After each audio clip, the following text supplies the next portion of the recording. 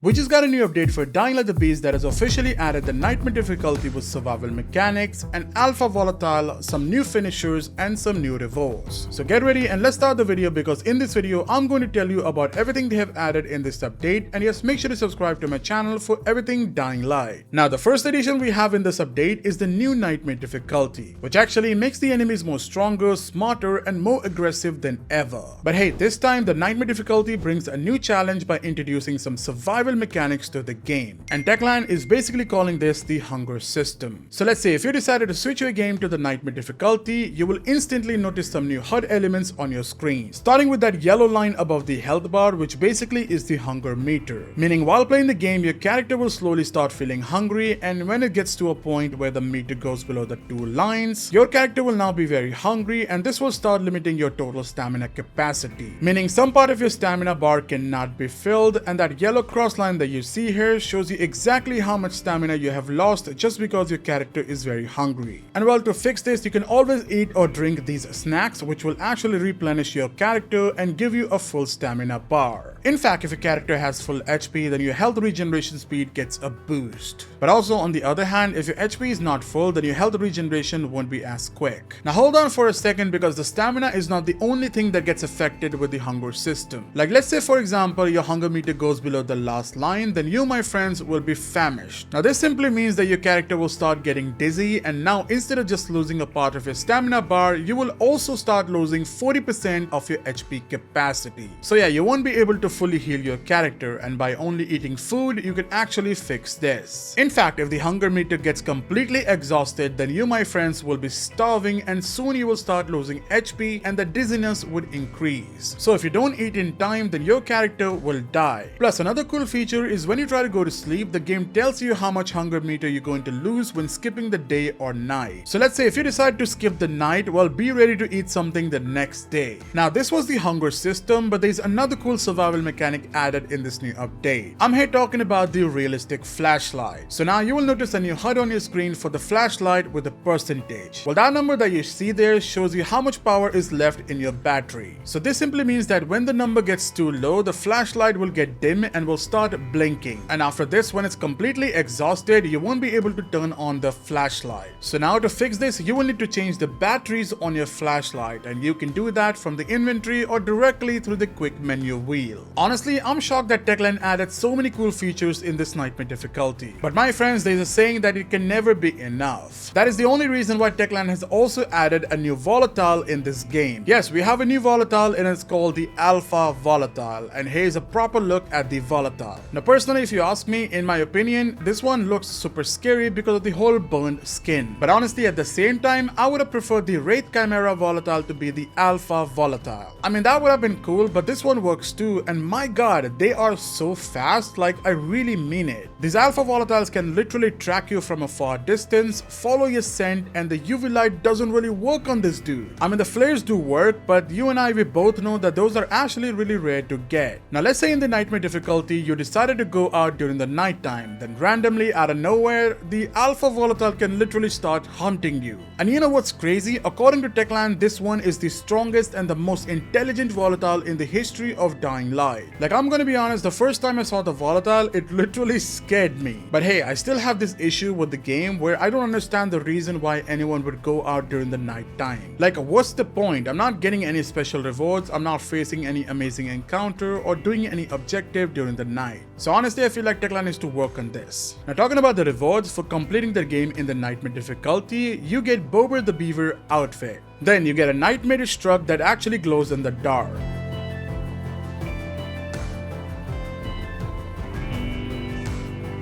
And then finally, you get some unique weapon charms for beating every chimera and the final boss. After this, Techland has added two new finishers in this update. One for one-handed blunt weapons and one for one-handed slashing weapons. After this, Techland has made some improvements to the New Game Plus. Basically, if your character becomes legend level 300 before reaching New Game Plus 10, then your enemies will now adjust to your difficulty accordingly. And honestly, I haven't noticed much of a difference yet, because I can still one-shot everyone in New Game Plus. But there is one thing thing you guys need to know is that it's only after New Game Plus 5 that the things start becoming a bit more difficult. So yeah, honestly it feels like for now it's perfect. Also, I have a sad news for people because Techland has fixed some of the XP farming methods, so we gotta find some new ones now. Also, after this update, during the daytime, the dark zones can sometimes have volatiles in them. Then there are a few upcoming outfits and events, but since it's not yet announced, I can't talk about it. But hey, that my friends is everything that was added in this new update. Rest are just fixes and optimizations. So if you guys are interested in that and you want to learn about those changes, you can always pause the screen and read the patch notes. Also, while I was recording this video, Dying Light 2 got a new update as well, so I'm going to check it out and we'll see if it's worth covering or not. The reason I say that is because it's actually the winter event update and it has Baka, and you all know it's been same for the past 2 years. Same rewards, same event. Anyway, still let me know if you guys are interested, if you want to see it or not, and I'm gonna catch you guys in my next video. Till then, stay safe and watch out for the beast.